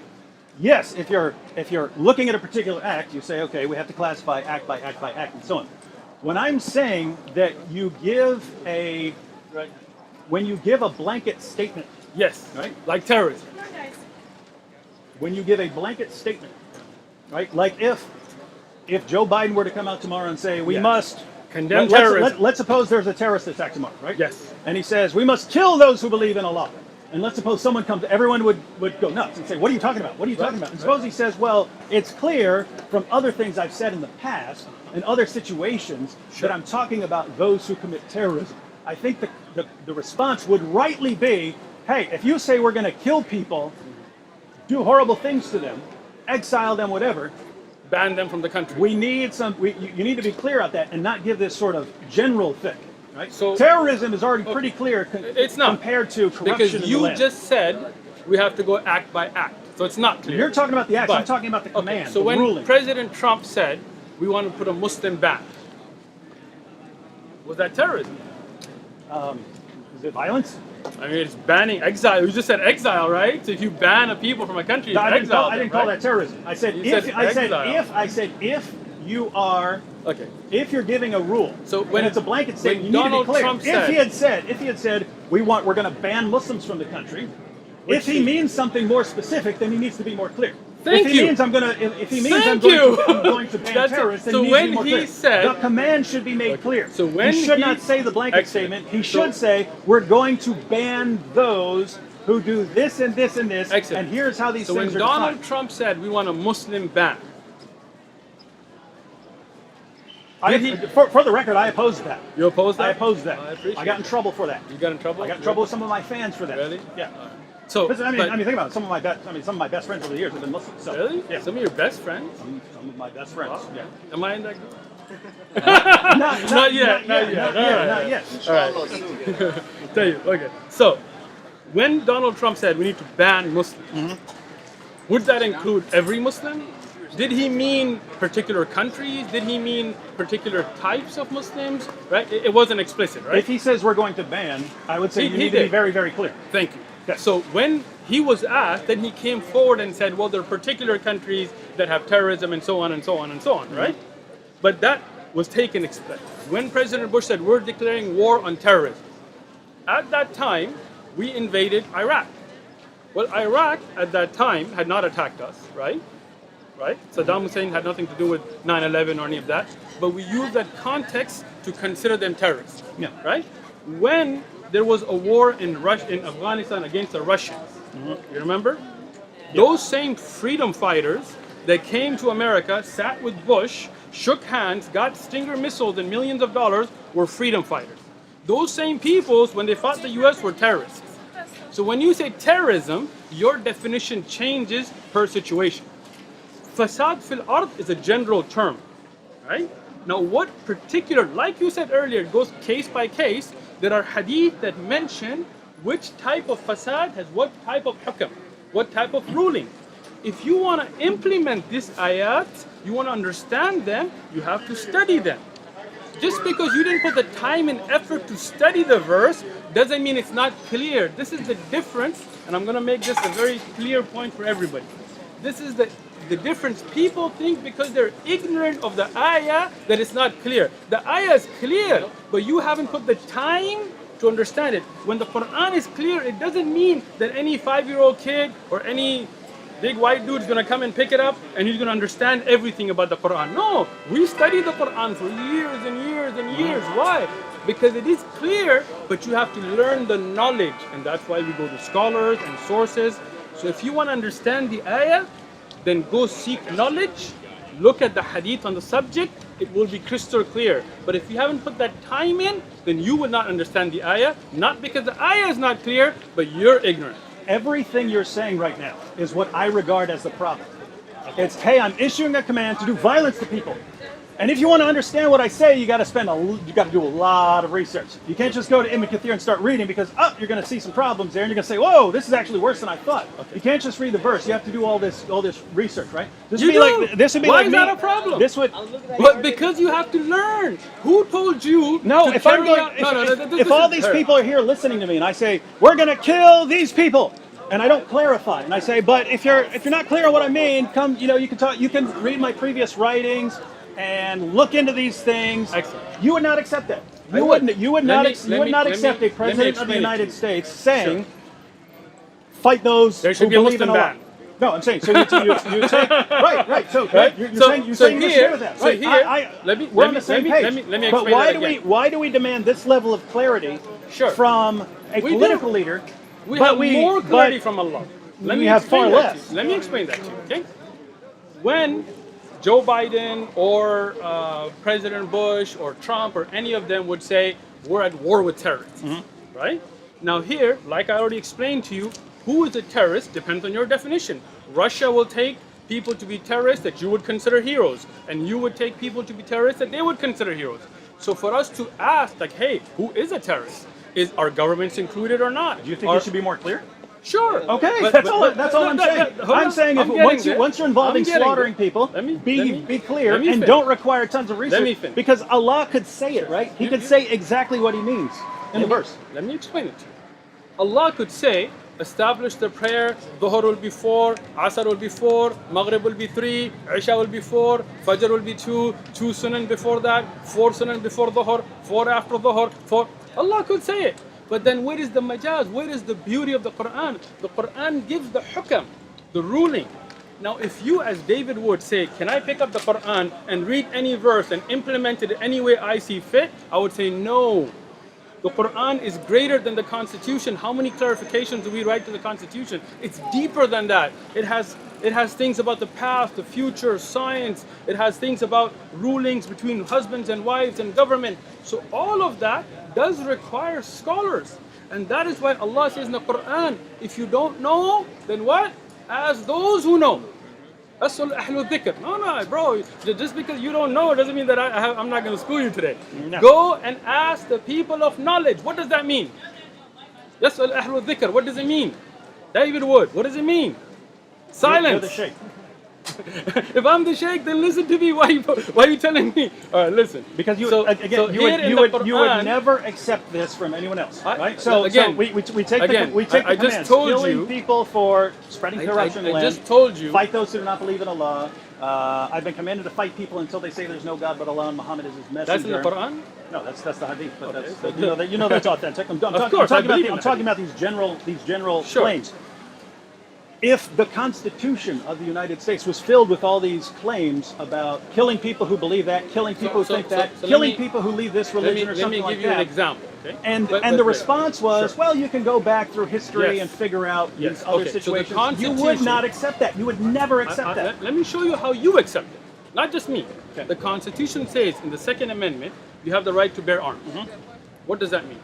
Can David Wood walk around with a rocket launcher here? No. Why not? Should be. Why not? Why can David Wood not walk around with a rocket launcher when the Constitution tells you you have the David Wood's against the gun rights? No, I'm just kidding. I'm just messing. You're good. So, do you see what I mean? You have the right to bear arms. What does that mean? I understand. No. Answer my question, David. Yes, I understand. So I understand all of this. You're not answering my question. Why can David Wood?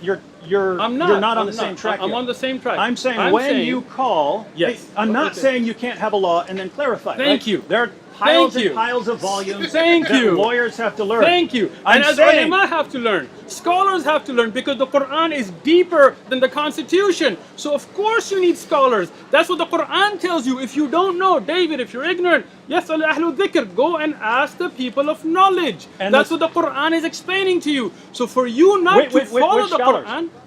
Hello, a good question. I got you, bro. You think you got this? I'm saying because what does the Quran say? If I were to go to Abu Bakr al-Baghdadi, that'd be a different story, right? I got you. Who accredited Abu Bakr al-Baghdadi to issue a fatwa? Who accredits anyone? Oh, you So don't other know? Muslims are going too. No. Muslim scholars have ijazat Okay. and asanid. I have them. Okay. If you want, I can show them to you, right? Where the scholars Do of you have Islam differences of opinion in ijazat. in the different schools and so on? Listen. You have listen, differences of opinion, listen, right? Listen, So- hold on. No, See, because there's a trying problem to jump here. the subject. Let me just explain who can give fatwa first, Okay. right? Because you're trying to jump right now. Let me explain. No, this to you're you. not on the right problem. Okay. So let me just clarify. I'll let you speak. You let me speak. When we talk about the Constitution, the right to bear arms, there are people that I know personally, including some relatives here, that believe you should be able to own any kind of weapon. And you should be able to walk around because this is a well-functioning militia should have any. If the government has certain weapons like rocket launchers, David Wood should be able to have it. And if the government can have military walking around with it, David Wood should be able to. There are people who believe that, right? David Wood disagreed with that right now on tape, right? So obviously the second commandment is not that clear. There's disagreement. So what happens now? You have laws, you have courts, you have the Supreme Court, you have different law bodies that look at the Constitution, look at the context of what the forefathers meant, and then they give their legal opinions. You cannot say the Constitution is useless because what does bear arms mean? No, just because you don't know the context doesn't mean it's useless. So the Quran is that deep that you, Which the religion never Quran killed a bunch itself of people? tells you. I'm sorry, Which one never I'm killed a bunch of people? speaking right now. I think they Do you mind? both did. I think they both did. I don't know what you just said, but whatever. So, when the Quran gives you such deep knowledge that it's not for kids to just pick up and read with an ABC. It doesn't. It's outside the Quran. Listen, go bro, elsewhere. listen. When the Quran gives you that deep knowledge, then it tells you with it that look, if you're ignorant, if you don't know, go and ask Ahlul Dhikr. What type of scholars you ask, right? Now I'm answering that. The Quran tells you, Ahlul Dhikr. What's dhikr? I just told you I haven't studied Islam since last year. So come and study then. Okay. Why don't you I'm learn try- I'm before try- you I'm try- make I'm trying objections? now, but I'm saying it's a no, problem. instead of objecting and coming and argue, study. Learn. Ahlul Dhikr are the scholars that know the Quran and Hadith because that's called dhikr, right? Of remembrance. So those scholars that give you evidences. Now when you want to give your opinion about a verse, if you want to make tafsir of that verse, it's not as easy as just picking up Ibn Kathir. This is like saying, I'm going to pick up some medical book and do operations on you. Nobody would allow that. You're like, why is science so complicated? Because it's deep. Right?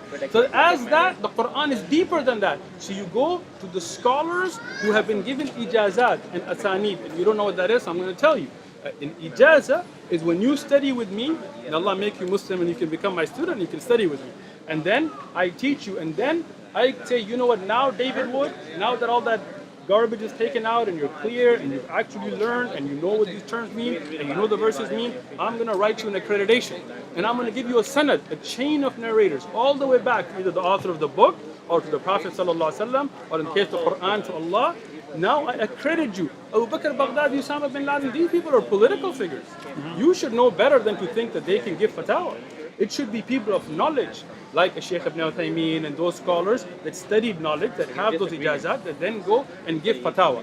So when you don't understand a verse, if it's not clear to you, it's not because the ayah is not clear, it's because you're ignorant. You go to the people of knowledge who can give you evidences, get the answer, and they will tell you, dear brother David, this ayah is not about any fasad. Because of this hadith, this ayah is about this type of fasad. And then it would be clear for you. Just a quick question. So if it's clear, that means people shouldn't be disagreeing on it, right? Muslims or no? No, Okay. let me explain Okay, that. go ahead. And you brought up disagreements. I gotta get going in a few minutes. So, No, now we got to zoom through. I got to get through one track. I mean, Can we Can I answer It's this okay. question? No, go ahead. Sorry. No, sorry. you brought up the same question, so let me explain it. It's okay. Sorry. Good. You Take brought him. up the same Yeah. question. Relax. So when Actually- you have disagreements, it doesn't mean that something isn't explicit. Sometimes no Muslim disagrees on the basis of Islam. There is one Allah, there is one Prophet, 5 prayers. We all agree on that, right? But then what you have, like for example, the Shia, where there are some political issues that cause them to go off track, and there are Mu'tazila and there are Jahmiya and those guys that had disagreements in Aqidah. But at the base, Muslim Aqidah, the Muslims are united. We believe in what Allah has revealed, the Prophet ﷺ.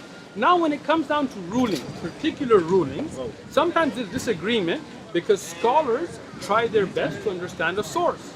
But if you want to know the correct opinion, and you look at the evidences, it always becomes explicitly clear. So there's always one that's Correct going to be opinion. the correct interpretation Yes. of a verse, always. Always. And all Muslims agree on this. that there is one correct interpretation yes. of every But verse? somebody could be mistaken in it. But then so what's the difference then between something being clear?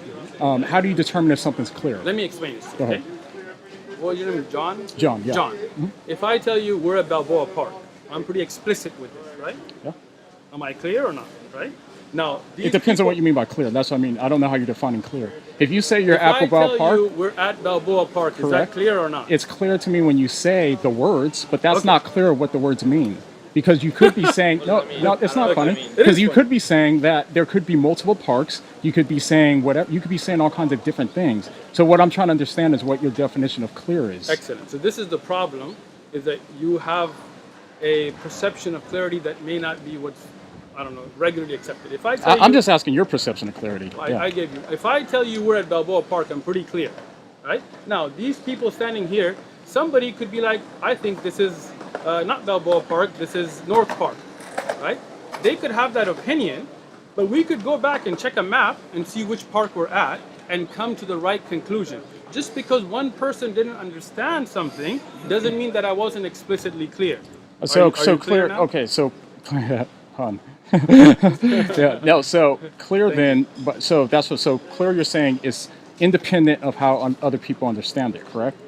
Sure. So something's You could be clear only. So if and I somebody say. misunderstands So it. if Yeah, I say blah blah blah blah blah blah blah blah, and I say, hey, that's definitely not clear. clear. Why is that not clear though? because I have no idea what you said. Yeah. So, but if I don't understand what you're saying and I have different interpretations, then it's still not clear. No, it is, because when you said blah blah blah blah blah, Yeah. nobody understood that. Did anybody? Did I any but meaning but from if that? it's subjective, then I would only have to understand it for Again, it to be clear. no, So that's why I say, that- is that it clear? doesn't make- Okay, let me put it this way. Is it sorry? And I'm just trying to rush quick because I know you got to get out of here.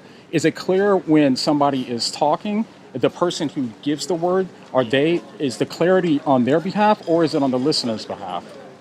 It is clear to the person who said it, and the people who want to get to the truth can understand it. But if somebody is Okay. mistaken, like when you said blah blah blah blah, Yeah. nobody here, even if we want to understand you, took any meaning from that. But when I said we're at Balboa Park, all of you that want to know can find it. Even if somebody is misunderstanding what I'm saying, it doesn't mean the message isn't clear. Then there should be no Okay. difference in Do you opinion. wanna- So yeah, but that's okay. Yeah, But I know then you my gotta point go- with I know that you is there gotta shouldn't go be through, difference in I think I opinion. get to the last point, so at least we kind of went Go for through it. issues on one track. So let me just sort of sum up my view on if I were reading this, if I were Muslim and I was reading this. Okay, with a teacher. And, no, if I were just reading this, Okay, there's a right? problem right there. You should. If Yeah, you're yeah, a but if Muslim, I were reading this, you that- should that- have a teacher, right? that's fine. But I mean, if Okay. this is Allah's eternal speech and I read it, and it sounds, Again, it this sounds is clear. no. Wait. Can I just get- Let me explain my just point? make Right. this clear before you make Yeah. your point, because this is going in a loop because you're not understanding what I'm saying. I'm When you- understanding. I'm disagreeing. So let me explain my point, and then you can disagree all day and all night. When you say Allah's eternal speech is clear, nobody says that means that you are just going to pick up the Quran and make your own ideas and implement them.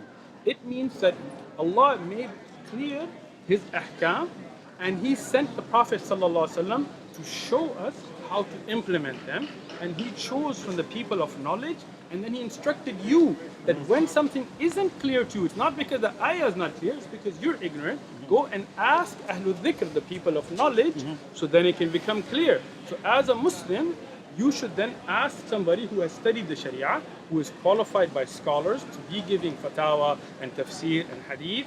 Say, hey, is this hadith sahih? Is this hukm implemented like this or not?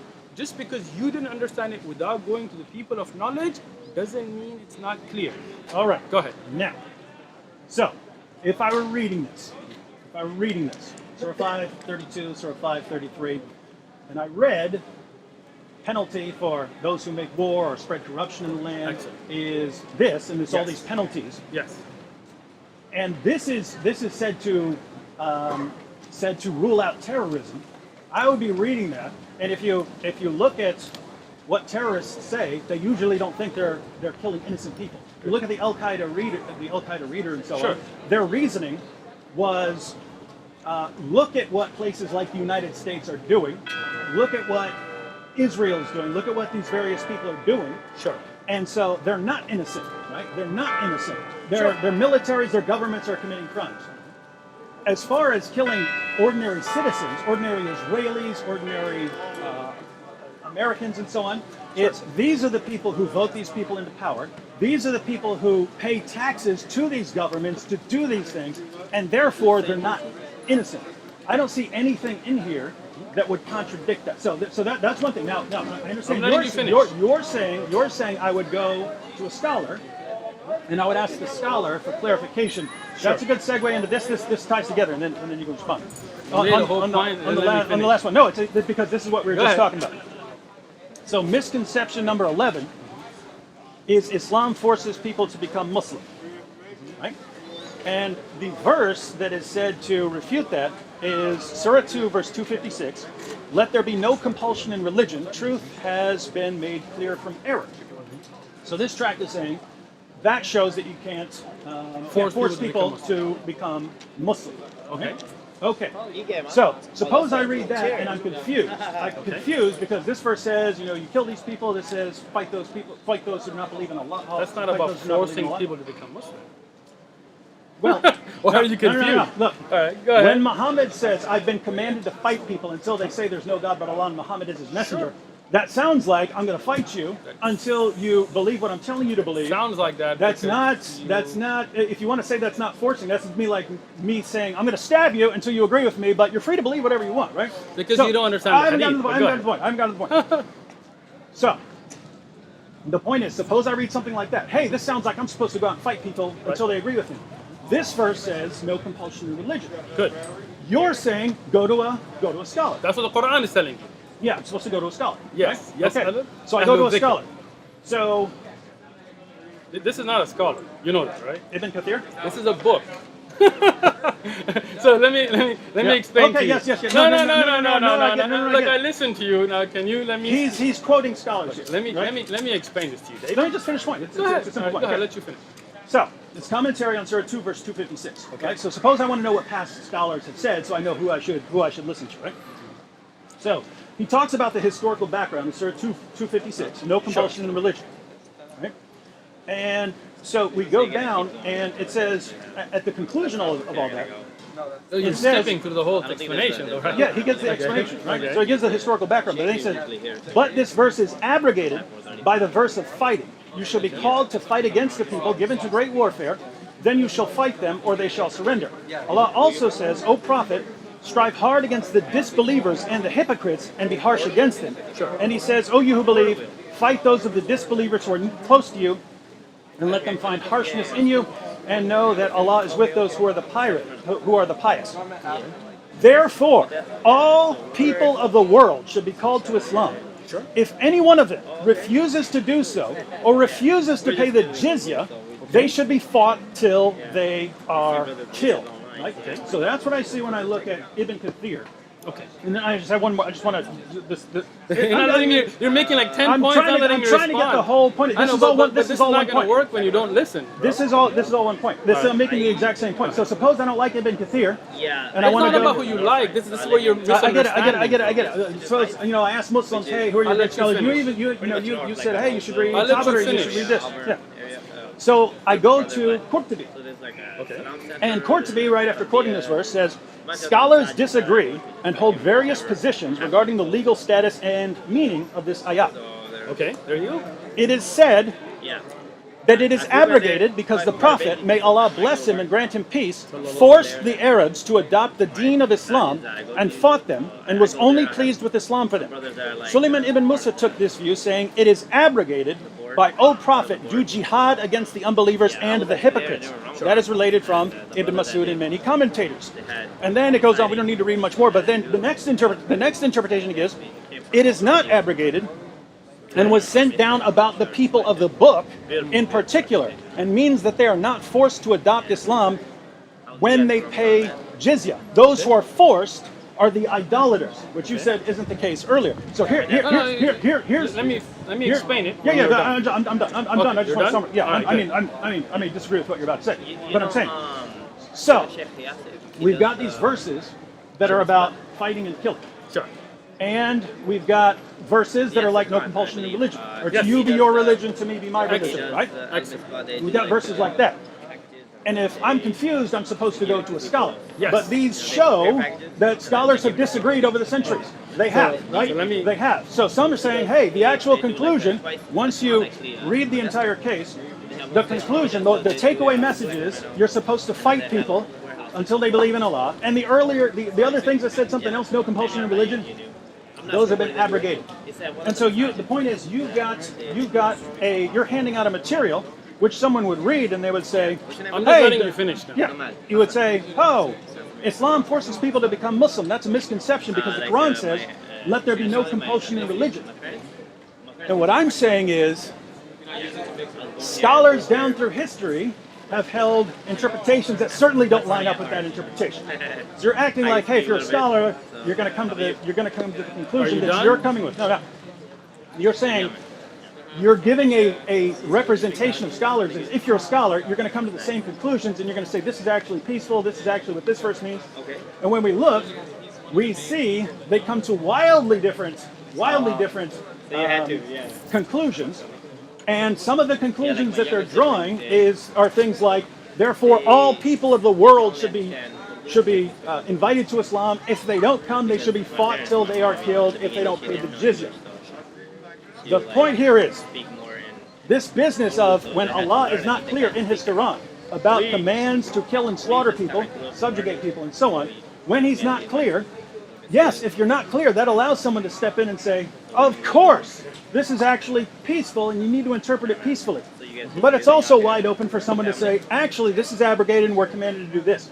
The point is, it looks like a giant mess. And the real issue that I'm concerned with here is that you're handing this out and acting like this is a straightforward condemnation of forcing people to become Muslim. This is the verse that refutes it. This is the verse that refutes that. And I open up your commentaries, and the first thing I see is things that contradict what you're saying. And you're saying go to a scholar. Are you done? I'm listening to you. Are you done? Go ahead. Are you done? It depends on what you say. No, As long as you no. agree with me, then I'm done. Well, then you're not done, because I'm not going to agree with you. But are you done saying what you had to say so you can listen now? I made my point. Okay, thank you. That means you're done with what you're saying and you're going to listen now, right? I'm going to listen. You're listening. Okay, excellent. First thing is, when I told you that you need to go to a scholar, you misunderstood that to go to pick up Tafsir ibn Kathir. He is somebody who passed away hundreds and hundreds of years ago. You are just picking up an English translation of a summary and thinking you understand what you really don't. Because Ibn Kathir gives you different opinions, like Qurtubi that you quoted yourself, gives you opinions to understand that there were differences of opinions about whether this was nasikh or mansukh. When I say you need to go to a scholar, I mean somebody who's alive. Okay? Somebody you can go to and say, hey, I want to understand this ayah, because these are just few books. You have Tabari, you have Ibn Kathir, you have the Makhshari, you have Qurtubi, you have all these classic tafasir, you have Suyuti. We look at those, then we look at evidences. Okay? When the Prophet ﷺ took over Mecca, you know Fath al-Mecca, right? You know Fath al-Mecca? No? The victory when Mecca was killed, right? Without fighting, right? Did he go and say everybody who's a polytheist, forget about Ahlul Kitab, will be put to death? No, he didn't. He did not. So yet. in Fath al-Mecca, did he do that or not? No, not there. Okay. No, it was certain people. Certain people. Those that committed even- war crimes. even- Those that committed war crimes. You can listen to my lecture and I go through each one that was killed and why he was killed and what war I crimes mean, there they were committed. singing girls who made fun of him. That was a war crime? Are you talking about Fath al-Mecca or are you talking about other incidents?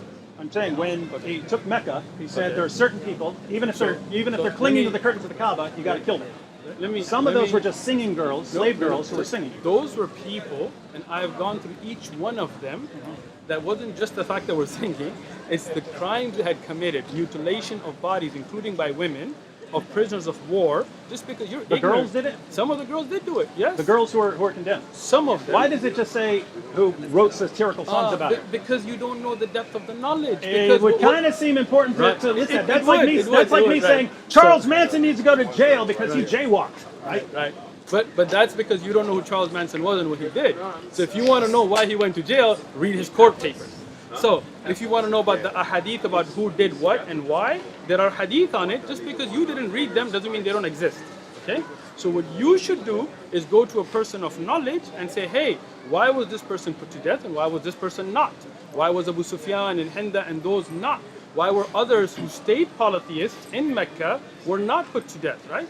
So when you look at those contexts and how the Prophet ﷺ did it, then we look at the different scholarly opinions, we weigh them with evidences, and we come to the right conclusion. We cannot put that kind of a debate in a flyer, neither do you, right? Let me give you an example. This is from the Bible, right? You have here a verse in Exodus 21, 20, 21. Exodus 21, 20, 21.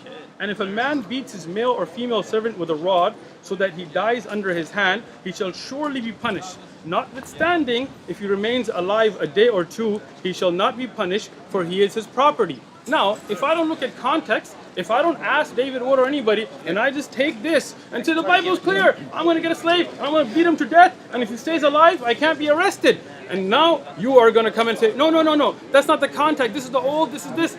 But then you're contradicting your own point. You're telling me to go get context for ayat from the Bible when you won't do the same for the Quran.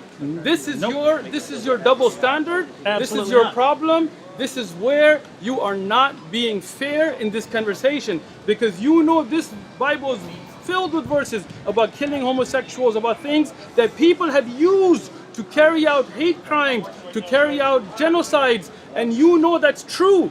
And you will say, oh, we condemn that, because what they should have done is understood the context of those verses from the Bible. And when we say the same thing about the Quran, then you don't accept it. Thank you for your time. No, you said you were done. No, I said if I agreed with you. Thank you. Just my time to go. Hey, let me, while you're wrapping up, Have a good day. Hey, Shaykh. Come back another Do day. you want me to just say it to the camera here? If you want to, it's up to you. I gave you time to finish. I finished. How about we My do, time how about is we to do go. quick, short one as we're You walking? come back. As we're walking. You come back. And no, I'm not going to do this short back and forth. Come back. No. Sit and discuss. I just mean. Thank you. Final thought. So with No. that as like authoritative as the Quran, like All right. I know that like So the point that he wouldn't listen to was there is no Christian on the planet who would say, if you read something in the Bible and you're concerned about interpreting it correctly, there is no Christian on the planet who would say, don't read what scholars have true. said. Yeah. Show me one Christian on the planet who would say, okay, good. No. Come back another day. You know the Oh, okay, timings well, I'll and continue- speak. I'll continue talking. You can You talk can all listen to me. If you can wanna- talk if you wanna all jump in, you can But jump your in. audience knows that you've been You're breaking informed, down so right? you can hear what I'm saying. So, I have never heard of a Christian who would say, if you want to understand this verse, don't read about it. Don't go to the classical Bible scholars. Don't look at what Bible scholars have said. You can only go to a person who has this kind of credentials and so on. Never heard anyone say that. So to consider that a parallel, if you're bothered by that verse, the first thing you would do is look up a commentary. You get a study Bible, you get a commentary by like Paul Copan or something like that on things that are regarded as moral problems in the Bible and so on. No one would say you have to spend years researching at the feet of a scholar to understand what's being said there, or to understand it. I can't think of anything in the Bible. Obviously, if you're getting into theology, it helps to do a ton of research and to study. But if it's straightforward commands, the commands that are directed towards us are pretty clear. Love your neighbors yourself. Love your enemies. Honor all people. These are pretty straightforward. You get something confusing, you open up a book. The problem, and the only reason I can even imagine for saying don't go to the books, don't go to Ibn Kathir, don't go to Qurtubi, don't go to the earlier scholars that they're quoting. The only reason I can say for saying that is that those scholars are just not going to line up with what Muslims are saying today. Right? If you go through Qurtubi and you read there's no compulsion in religion, there's no one on that list who thinks it means what Muslims today say that it means. And so you obviously don't want to go there. You want to go to, a modern scholar, preferably in America or something like that, who's going to tell you, no, it means exactly what it says.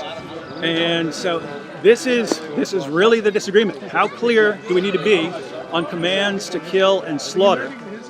If the Quran is so horribly unclear, that you have all these commands that convince some of their all-time greatest scholars that this is a command to violently subjugate the entire world, and it's not. It seems like Allah would have to be the absolute worst communicator in history. That's all I can conclude. I just want to say I appreciate that the Shaykh puts himself out there like that. Again, I haven't been studying Islam in a while. That's why I'm trying to get back into it. But my goodness, this is not a solution. The miracle of reinterpretation is just not a solution to the problems there. And if you have all of these tracts that you're handing out, these tracts that you're distributing, and the first thing that happens as soon as you look any of them up in any commentary is it gives the exact opposite interpretation that's being put forward, I'd say you got a problem.